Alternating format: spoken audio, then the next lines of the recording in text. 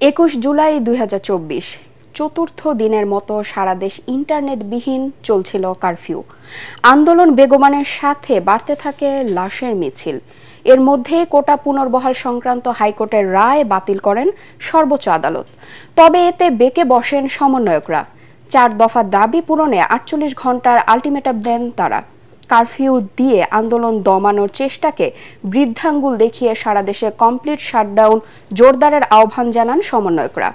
আন্দোলন মোড় নিতে থাকে সরকার পতনের 1 দফায়। আরও জানাচ্ছেন মুশফিকুর রহমান।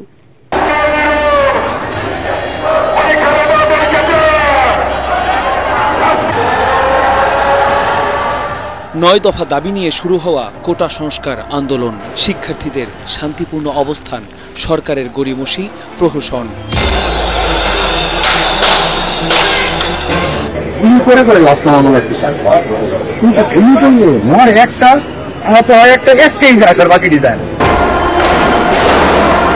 দাবি আদায়ে শিক্ষার্থীদের অনড় অবস্থান, সরকারের নির্দেশে বর্বরতার চরমে আইন শৃঙ্খলা বাহিনী। বসুন্ধরা টিস্যু অশুদ্ধতার বিরুদ্ধে এক বিন্দুও ছাড় নয়। গুলি চলে মিছিলে, রাজপথে ঝরে অসংখ্য প্রাণ।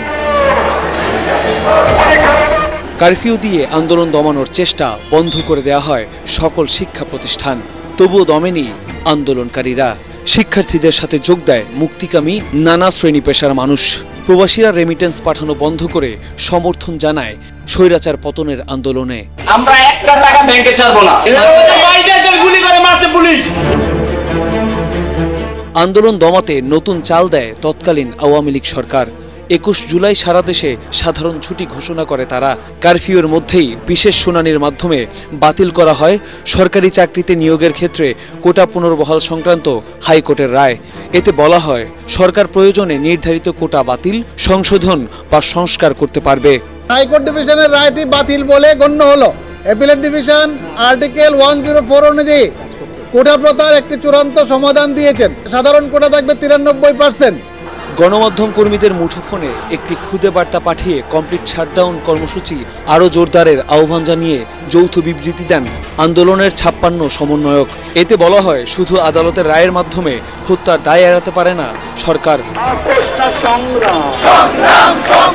এদিন 22 জুলাই গায়েবানা জানাজা কর্মসূচির ঘোষণা দেন শিক্ষার্থীরা। মুশফিকুর রহমান, ATN বাংলা, ঢাকা।